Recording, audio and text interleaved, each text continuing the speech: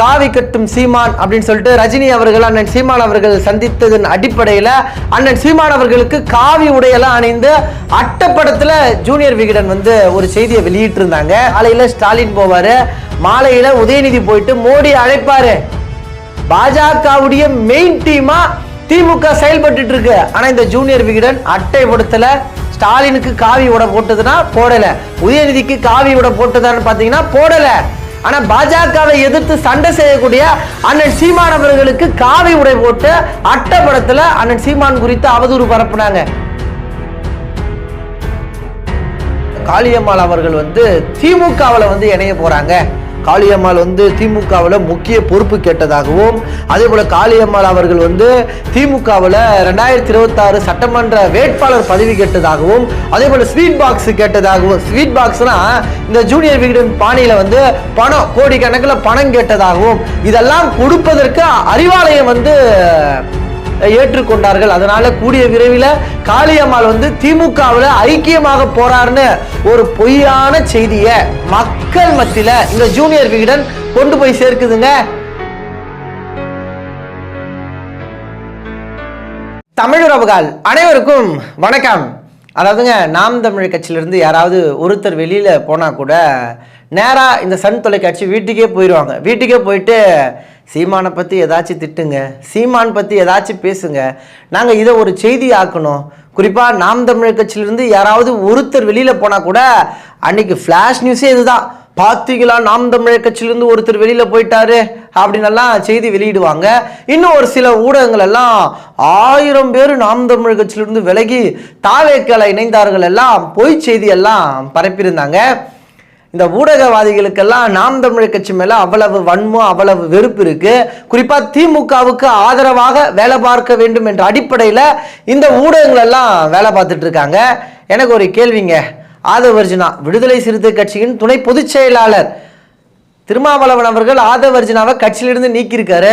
இந்நேரம் இந்த சன் தொலைக்காட்சி ஆதவர்ஜுனா வீட்டு கதவை தட்டி திருமாவளவன் உங்களை கட்சியிலிருந்து நீக்கியிருக்காரு, நீங்க என்னங்க ஏதும் பேசாம அமைதியா இருக்கீங்க, திருமாவளவன் உங்களை கட்சியிலிருந்து நீக்கியிருக்காரு, இது குறித்து உங்களுடைய கருத்து என்னன்னு இந்த சன் தொலைக்காட்சி கேட்டுதாங்க. ஆதவர்ஜுனா ஒரு கட்சியின் துணை பொதுச் செயலாளர். இப்ப அவர் கட்சியிலிருந்து வெளியில போகும்போது கூட இந்த சன் தொலைக்காட்சி அமைதியா இருக்கு. ஆனா நாம் தமிழர் கட்சியில ஒரு உறுப்பினர் ஏதாவது ஒரு மூலையில வெளியில போனா கூட சன் தொலைக்காட்சி அவங்க வீட்டு வாசல்ல காத்து நிற்கும். ஒரே ஒரு பேட்டி கொடுத்துருங்க ப்ளீஸுங்க, ரொம்ப ப்ளீஸுங்க, ஒரு பேட்டி கொடுங்க, சீமானை பத்தி நாங்க ஏதாச்சும் போடணுங்க, சீமான் குறித்து அவதூறு பரப்பணுங்கன்னு சொல்லிட்டு இந்த சன் தொலைக்காட்சி போன்ற ஊடகங்கள் எல்லாம் வேலை பார்த்துட்டு இருந்தாங்க.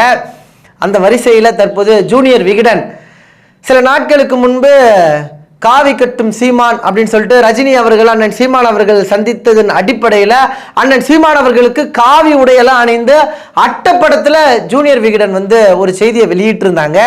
தமிழ்நாட்டில் மதவாத சக்தியை கடுமையா எதிர்த்து அண்ணன் சீமான் அவர்கள் சண்டை செய்கிறார்.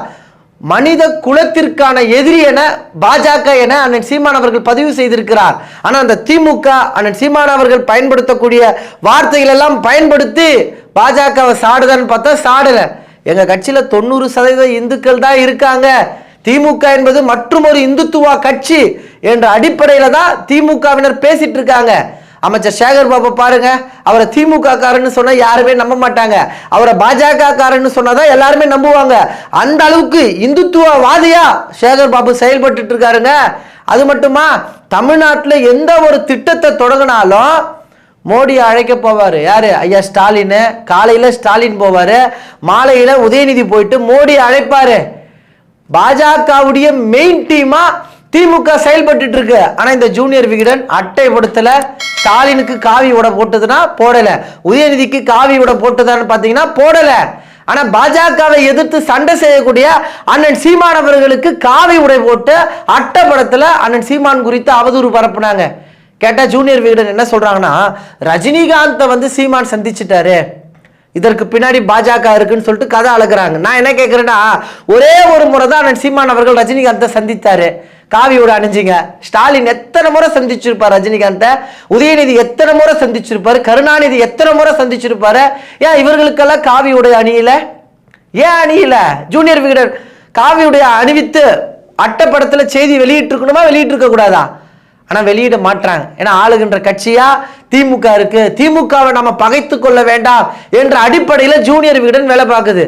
அப்ப திமுகவை பகைத்து கொள்ள வேண்டாம் என்றால் யாரை பகைத்து கொள்ளணும்? திமுகவை சந்தோஷப்படுத்துறதுக்கு யாரை எதிர்க்கணும்? நாம் தமிழ் கட்சியை எதிர்க்கணும், அண்ணன் சீமான் அவர்களை எதிர்க்கணும். அதனால தான் அண்ணன் சீமான் அவர்களுக்கு காவி உடை போட்டு பார்த்தீங்களா சீமான் பாஜக ஆதரவு நிலைப்பாட்டை எடுக்கிறார்னு சொல்லிட்டு ஒரு பொய்யான செய்தியை இந்த ஜூனியர் விகடன் வெளியிட்டு இருந்தாங்க. அதே ஜூனியர் விகடன் தற்போது இன்னொரு பொய் செய்தியை வெளியிடுறாங்க. அதாவது காளியம்மாள் அவர்கள் திமுகவில் இணைய போறாங்க. காளியம்மாள் திமுகவில் முக்கிய பொறுப்பு கேட்டதாகவும், அதே போல காளியம்மாள் அவர்கள் திமுகவில் 2026 சட்டமன்ற வேட்பாளர் பதவி கேட்டதாகவும், அதே போல ஸ்வீட் பாக்ஸ் கேட்டதாகவும், ஸ்வீட் பாக்ஸ்னா இந்த ஜூனியர் விகடன் பாணியில பணம் கோடிக்கணக்கில் பணம் கேட்டதாகவும், இதெல்லாம் கொடுப்பதற்கு அறிவாலயம் ஏற்றுக்கொண்டார்கள். அதனால கூடிய விரைவில் காளியம்மாள் திமுகவில் ஐக்கியமாக போறாருன்னு ஒரு பொய்யான செய்தியை மக்கள் மத்தியில இந்த ஜூனியர் விகடன் கொண்டு போய் சேர்க்குதுங்க. காளியம்மாள் அவர்கள்கிட்ட இந்த ஜூனியர் விகடன் பேட்டி எடுத்தாங்களா? நீங்க எந்த கட்சியில இணைய போறீங்க, இப்போ நீங்க எந்த கட்சியில இருக்கீங்கன்னு ஏதாச்சும் கேள்வி கேட்டாங்களா? இல்ல காளியம்மாள் அவர்கள் ஜூனியர் விகடனுக்கு பேட்டி கொடுத்தாங்களா? எதன் அடிப்படையில ஜூனியர் விகடன் இது போன்ற பொய்யான செய்திகளை வெளியிடுறாங்க? அக்கா காளியம்மாள் அவர்கள் ஜூனியர் விகடன் செய்தியை சுட்டி காட்டி தனது எக்ஸ்தலத்தில் ஒரு பதிவு பண்ணியிருக்காங்க. அதில் அக்கா என்ன சொல்லியிருக்காங்கன்னா, கதையாக சொன்னீங்க, நான் இந்த கட்சியில் இருக்கேன் அந்த கட்சியில் இருக்குன்னு சொல்லிட்டு, சரி சமூக வலைதளத்தில் வலையொலியில் தான் பேசுகிறீங்க, உங்கள் கதைகளுக்கெல்லாம் பதில் சொல்ல வேண்டாம்னு சொல்லிட்டு நான் கடந்து போயிருந்தேன். ஆனால் தற்போது செய்தி ஊடகங்களில் கூட, செய்தித்தாள்களில் பத்திரிகை செய்தியிலெல்லாம் அவதூறா எழுத ஆரம்பிச்சிட்டீங்கன்னு சொல்லிட்டு காளியம்மாள் அவர்கள், நான் நாம் தமிழ் கட்சியில தான் இருக்கேன், மாநில மகளிர் பாசறை ஒருங்கிணைப்பாளர் நாம் தமிழ் கட்சி காளியம்மாள் என்று பதிவு செஞ்சிருக்காங்க.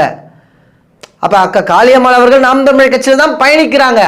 அப்படி இருந்தும் ஜூனியர் விகடன் இது போல பொய்யான செய்திகளை மக்கள் மத்தியில கொண்டு போய் சேர்ப்பதற்கான தேவையும் அவசியமும் எங்கிருந்து வருது?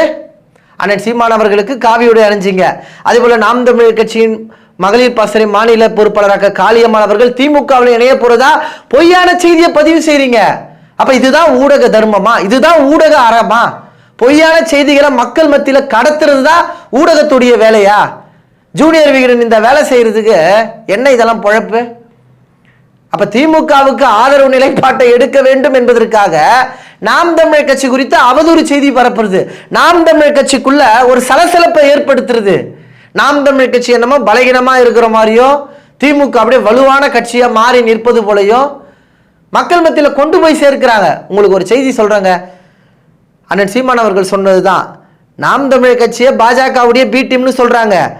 உண்மையாவே மெயின் டீமா ஏ டீமா திமுக இருக்கிறதால தான் மற்ற கட்சிகள்லாம் பாஜகவுடைய பி டீம்ன்றது, விஜய் கட்சி தொடங்கினா பாஜகவுடைய பி டீம்னு சொல்றது, இந்த வேலையை வைத்திருக்கிறார்கள். குறிப்பா இந்த திமுகவினர் இது போல பிரச்சாரம் மேற்கொள்வார்கள்.